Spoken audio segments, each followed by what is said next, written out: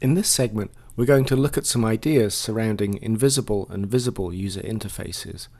And what we're really looking at here is a notion that by reducing the graphic content of an interface and trimming it down to just its bare essentials, you can create a much faster level of accessibility for the user to get to the content.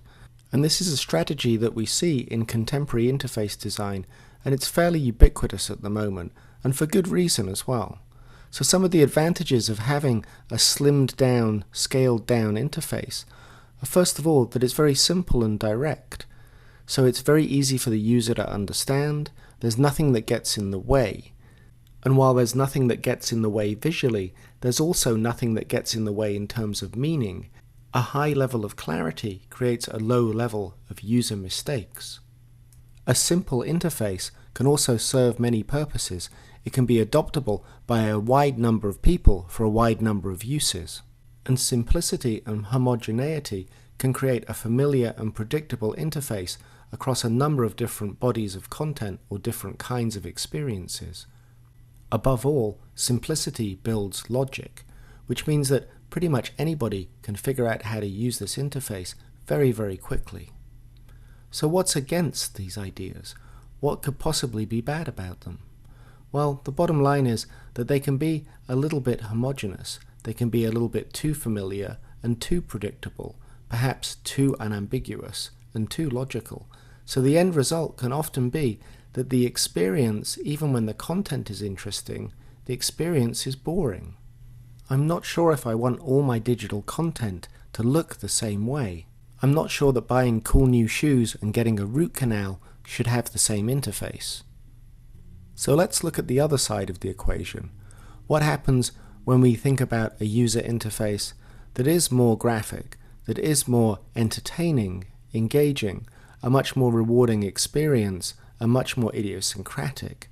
Where are the benefits in that system and where are the downfalls? The benefits seem mostly to be not in the content itself, but in the experience of accessing that content. So is the experience of getting to that hard information engaging or entertaining more so than with a generic interface?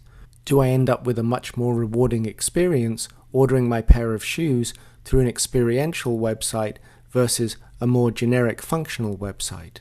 And does the value of that experience create something that is more brandable or marketable, something that is idiosyncratic or individual, and might be the difference between me buying my pair of shoes from one website or another? The condensed rationale here is that the experience has value, so you might be getting the same product, but the experience is the thing that gives it worth. So what are the downsides of a less generic interface? Well, while that might be entertaining, it can also obstruct content. Sometimes all of those bells and whistles can get in the way of what you actually want to do. And while your interface experience might be very engaging, there are going to be times where you just want to get the thing you want to get. You want to get straight to the content without wasting any time.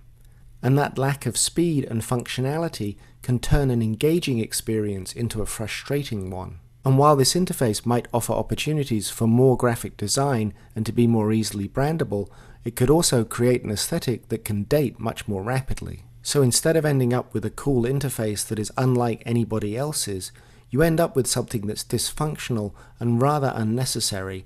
You can end up with an interface that creates frustration for the user because it obstructs them getting to the content that's the whole reason that they're there in the first place.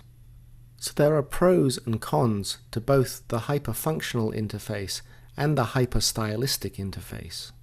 And as with many of the aspects of interface design that we look at and examine, it's not a case of one thing versus the other.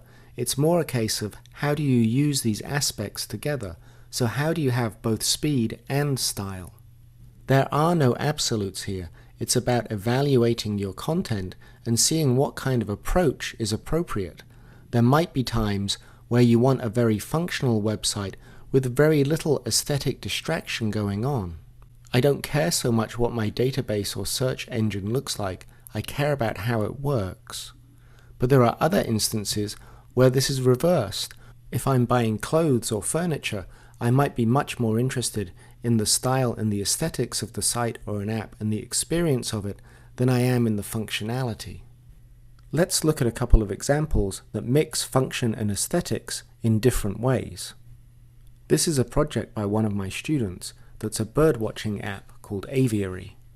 Due to the content and the audience, it needs to be very, very functional, but that doesn't mean it has to look boring. The overall design is clean and simple. It follows a lot of interface conventions that the user will be very familiar with, so there's no big learning curve when somebody would come to use this app. It feels logical, functional, and familiar all at the same time. But it also has enough design elements in there for it to feel very idiosyncratic and individual, and also to feel quite stylish and upmarket. The color palette and the customized icons really give it its own identity. So while the design is very clean, familiar, and functional, there's enough of an individual voice there to really give it some character. In this second student project, we can see an inversion of that balance between the pragmatic and the poetic. Here, the emphasis is much more on creating a novel interface. Design and aesthetics take the lead here, and any kind of normalized functionality has just gone out of the window. But that doesn't mean that it doesn't work or have its own logic as an interface. What it does mean is that the user might have to spend a little bit more time with it in order to figure it out and how it works, but there's a sense of reward there. The app is about adventurous places to eat with unusual food, so it makes sense for it to have a much more adventurous and unusual interface.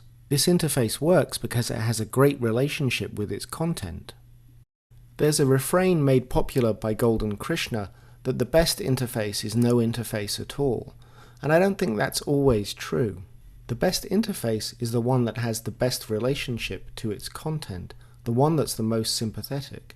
And sometimes that does mean that it's invisible, and sometimes it's not. The bottom line is the best interface is the best interface.